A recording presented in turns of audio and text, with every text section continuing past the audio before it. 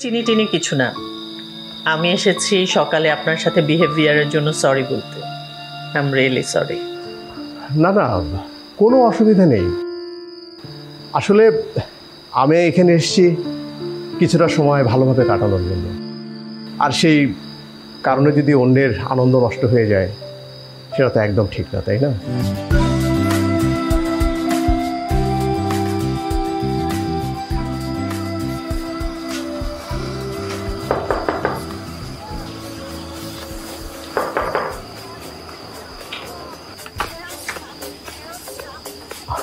ও, গানের sound disturb করছে, sorry.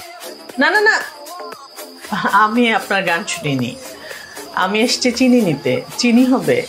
চিনি মানে আমাদের চিনি শেষ হয়ে গেছে কফি খাওয়ার জন্য। একটু ওয়েট করুন।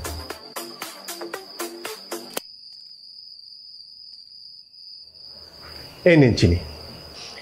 এতটা লাগবে না, মানে অল্প একটু, এক কাপ কফির জন্য যতটুকু। আমি তো চিনি খাই না, পুরোটাই নিয়ে যান। আপনি চিনি খান না, চিনি রেখে দিয়েছেন? সব কিছু যদি নিজের জন্য চিন্তা করে করি তাহলে তো সেটা এক ধরনের স্বার্থপরতা। যান, আপনি নিয়ে যান। এই যে আমি চিনি রেখেছি, আপনার কাজে লাগলো। Thank you. ওয়েলকাম। এই জায়গাটা কিন্তু খুব সুন্দর। আপনি কি প্রায়ই আসেন? না, এখানে আমি প্রথম এলাম। অবশ্য আমি বিভিন্ন সময় বিভিন্ন জায়গায় যাই। প্রকৃতি ভালোবাসি, প্রকৃতি মানুষকে ঠকায় না। আর মানুষ ঠকায়, ঠকি। তারপরও কিন্তু আমি মানুষকে ভালোবাসি, বিশ্বাস করি। আমি করি না। কেন? ঠকেছি। আচ্ছা, আপনার চিনির বদলে যদি আপনাকে এক কাপ কফি দেই, নেবেন? সরি, আমি তো রাতে কফি খাই না, থ্যাঙ্কস। একদিন নিয়ম ভাঙলে কি এমন হয়ে যাবে? জীবন তো একটাই, এই এক জীবনে বেশি অনিয়ম করলে জীবনও তো আমাদেরকে ঠকাবে, তাই না? আর বয়সটাও তো দেখতে হবে। নিন, আপনার চিনি নিয়ে নিন। সে কি, কফি খাবেন না?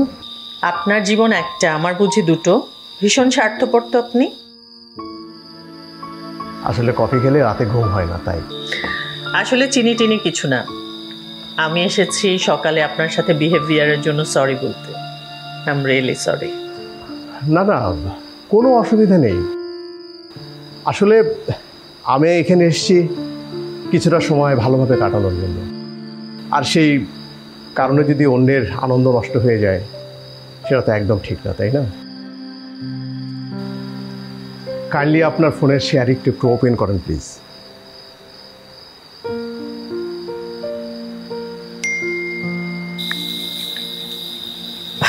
Oh my God. I'm really sorry. Don't be. এই জীবনের ছোট ছোট আনন্দগুলোকে গলা টিপে মেরে কী লাভ বলেন?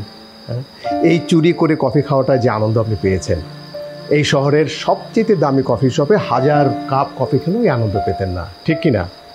সো চুরি করে কফি খেয়ে যান, যখনই সুযোগ পাবেন তখনই চুরি করবেন, কফি খাবেন। Thank you.